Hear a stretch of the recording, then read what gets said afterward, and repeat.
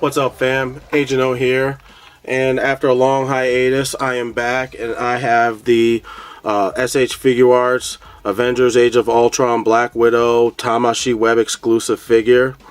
I've been waiting a while to get this figure because I really wanted to add her to my collection of Avengers movie figures. So now it's finally here, and I'm gonna just jump right in and get to reviewing. And here she is in her web exclusive glory. Right off the bat, I mean, you can see that the sculpt just looks on point. Very detail accurate. It's a broken record at this point when it comes to talking about these Avengers movie figures by Figuarts. I feel like every aspect and every detail of the costume is represented in action figure form here. The colors look right. There's no, obviously with the paint apps, there's no slop. They got all the blue seams and stuff when she would power up her suit. All that stuff looks good. The blue really stands out against the black, obviously. But it's not too, it doesn't stand out too much to the point where it's an eyesore. I actually was really surprised at the hair. I remember people were complaining about the Figuarts Luke Skywalker hair because they used a metallic paint and it just looked too bright and shiny. But I thought it looked really good, and I think this is a step up from that even. Just because, the Luke Skywalker hair, it just seemed like it was all one color, and here by putting in putting in darker shadows, it really helps make the highlights, the parts that are highlighted, contrast and look that much brighter. And I think it helps show all the dimension and the sculpt that went into creating her hair. I think it's one of the best things about this figure visually, from a visual aesthetic. Obviously her face, it looks like Scarlett Johansson. They really got her. I was surprised because I've seen other figures kind of sometimes get the figure right and sometimes in some ways not. Like some of the past Hot Toys figures with whenever they do a Black Widow figure, some of the figures look on point. They look like ScarJo, and other figures don't as much. It's not horrible, but it's like if you turn it a certain way, it doesn't look like her. But with this, I don't know what kind of 3D scanning technology they're using, but with this figure, I mean, I could turn her at any angle and it looks like ScarJo. So I think that's really good for a figure of this size. Moving on to the costume, they always have that low cut V. I'm actually kind of tired of that. I swear in the movies it's not this low where it's showing off cleavage, but whatever. It's for guys, I guess, or whatever. I don't know. I'd like to see it more accurate because I swear in the films she has it all the way zipped up, her costume anyway. But I do like the shiny black on the matte gray, dark gray, and even the dark gray parts, it has texturing on it. I don't know if you can see. My camera will focus, but yeah, you can see the texturing with the light bouncing off of it. I think that looks really good. Even down to the Black Widow insignia on her belt, her utility belt. Utility belt's actually a cool thing too. This isn't really an aesthetic thing. Well, it is and it isn't, because there is some posability with some of these pieces that are hanging off of her belt. They're adjustable. I didn't try pulling them off, and I hope they don't come off. I hope you can just kind of rotate them around as needed. But yeah, all this stuff on here, every piece, this little combat dagger, it's movable. Everything on here is movable, and you can rotate it, and you can get it out of the way if need be. But the stuff on the back and on the sides, it doesn't really get in the way at all anyway because it's so small. But the fact that they added that little bit of articulation, I think goes a long way. You can see on her Widow's bracelet gauntlets, the coloring that went into that, and obviously there's no slop, and there is detail on there. even down onto her knuckles, of course. You know, this is Figuarts we're talking about. You know, it's gonna look, you know, the detailing is gonna look good, and it's gonna, if it looks exactly like the movie, basically. So I really don't have anything to really say that I could add to the visual appeal of this figure. It looks really nice. It looks the part. So I'm just gonna move on to articulation. Her head is on a ball joint, and thankfully, since she's ScarJo's been rocking a shorter haircut, the hair doesn't get in the way, so you can have her looking up pretty far. She looks up pretty far. She looks all the way down. Can go all the way around. Her neck's also the part of the neck that connects to the torso is also on a ball joint, but there isn't a whole lot of movement with that.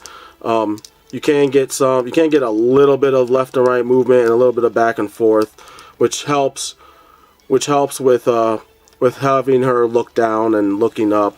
But it's not really necessary because, like I said, there's so much movement on the head that you almost don't even need the neck. If the neck didn't move, you'd be alright.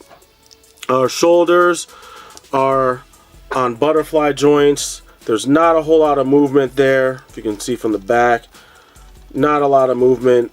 It's better pulling our arms back than it is coming forward, and that's kind of the problem because they didn't give her a bicep swivel. I guess they didn't want to break up this arm, or or whatever, or the sculpt of the arm, which this figure would have really benefited immensely from a bicep swivel. And I mean, you could have made the cut along here, along this fold, this sculpted fold, and then back up again, and I don't think it would have looked that bad. It really hurts when you're trying to do certain poses, or if you're trying to have her, bring her guns together. When you have the hands and the gun holding hands, like the shoulder and the lack of the bicep swivel really inhibit this figure from doing certain arm poses. It's not terrible, and you can get some decent stuff out of it, but if it would have went a very long way had they had the swivel, the bicep swivel. Her diaphragm joint, she can look, it bends back that far, comes forward, doesn't come forward too much because of the bust, her bust, but it's not terrible. It's just not that great. It's way better going back than forward. Her hips are on a swivel, but you can't really turn at the hips. You have to kind of use you got to use whatever rotation you can in the diaphragm joint to kind of make up for the lack of articulation in the waist. The waist you can tilt back and forth pretty far. Sorry, it's off camera. You can tilt back and forth really far at the waist. Just can't rotate that much. And it doesn't really, it helps a little bit because you can move back and forth at the waist. So it's not great articulation at the waist, but it's not terrible. The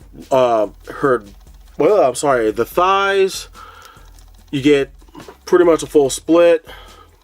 Nothing wrong with that there. They're on that, I guess, that type 1 joint. It doesn't come down a whole lot, but if you rotate it, it comes down even more for you to be able to get that split kick. But it's not bad, and like I said, you don't need to really pull it down that far unless you're trying to have her kick out. So it's not a bad deal. It's not too shabby. She has double jointed knees, as you can see. They seem to be the same knee sculpts that are on the Ranma half shampoo figure, where you have these unsculpted joints that are just popping out of the back. Usually Figuarts is a lot better when it comes to making sure the joints are sculpted into the figure so they don't stand out as joints. Even with the elbow joints, you can see it's just a ball, and usually they do a lot better when it comes to sculpting the joints into the figure so they don't look like joints. I don't know why they did it this way with the Black Widow figure. Really don't understand. The other issue I do have with the articulation is with the ankle rotation. Now, I mean, you do get back and forth. You know, it's not that terrible, but you have to actually, you don't have it where it's built in where you have the toe point. I'm sorry, not the toe point. The the ankle rockers and the back and forth swivel are built into the same joint. So you kind of have to rotate. You have to figure out a way to rotate the joint in order to get her to be able to tilt, to be able to tilt, rock the ankles, left and right. So it's kind of a hassle, and we know Figuarts has done better in the past with other figures by being able to include all of that in one. So I don't know why they went with some of the articulation choices that they went with this figure. She does have the toe point, as you can see, but since she's wearing platform heels, I have to adjust the camera real quick. She's wearing platform heels, so you don't have a huge toe point, but surprisingly, she does stand pretty well on these platform heels. I really think Hasbro should take note, even though, in summary, I feel like this figure is half-assed by Figuarts. You still can get decent, even if they're half-assed figure, you get decent poses out of her. You get decent, there's still some decent articulation for you to finagle some poses. And even having to work around these ankles that either go one way or the other, I still was able to pull off some okay stuff. I wish this wasn't an exclusive figure. I wish this wasn't a Tamashii Web exclusive. It didn't really need to be, and I don't think it, by the figure itself, I don't think it deserved to be a web exclusive figure for them to be able to charge that extra price, extra cost, because it had that exclusive status. Now, as for accessories, she does come with 2 handguns. Oops, sorry, I'll just move her out of the way because my camera's still focusing on her. She does come with 2 handguns. They look like Glocks. I don't know what they are. I don't know that much about guns, but they look like 9mm pistols. So you have that. She has the 2 electroshock batons, and it's just black on blue paint, casted black, blue paint, and they look good. There's detail on them, of course. You can see the textured grip on the on each baton. She has hands, and they're only functional hands. She has a left and right splayed hand, which actually I really like the sculpt on these hands. They're kind of the way the hands are positioned, it's kind of a little exaggerated, but I really like it. It reminds me of like whenever you draw Spider-Man in one of those poses where he has his hands out and he's got it placed down on the surface. The hands kind of do that, and it looks good. She has the these are her pistol holding hands.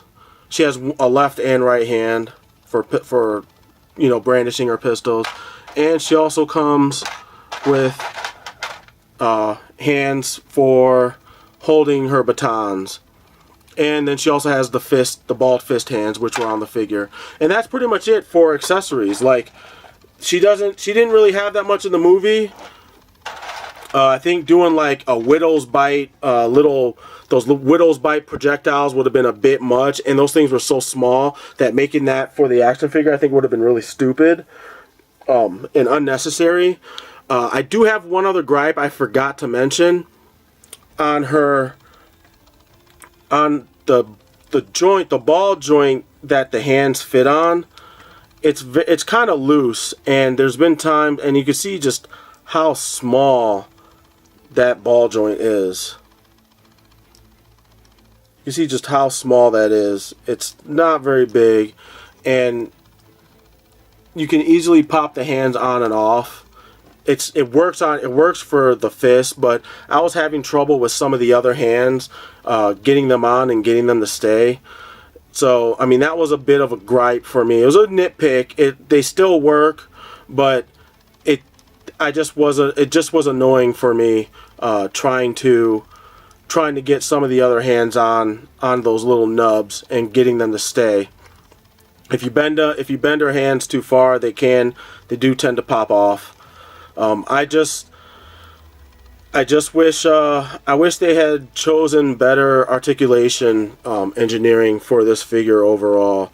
Like I said, you can still get the 3-point stance out of her. I have pictures of that, and some other dynamic poses.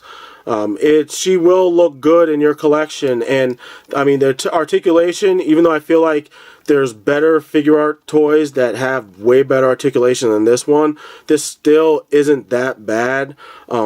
If you like to pose your figures, you can still get them in very decent poses. You just have to work a little harder. The engineering on a lot of the other figure art toys, it made posing a lot easier. In this one, you have to work a bit more. But that's really going to do it. Once again, shouldn't have been a web exclusive figure. I don't know what Figuarts is doing. I mean, I guess they're just really trying to get money at this point. Not a bad figure. As far as affordable Black Widow toys, I still think this is the best one. It's definitely better than the Hasbro Marvel Legends version. If they even did one, I can't remember. But it's definitely better than that one. Even with all of its shortcomings when it comes to articulation, it's still better than that. So that's pretty much going to do it. Leave your comments. If you like what you see, don't forget to hit that subscribe button if you feel inclined to do so.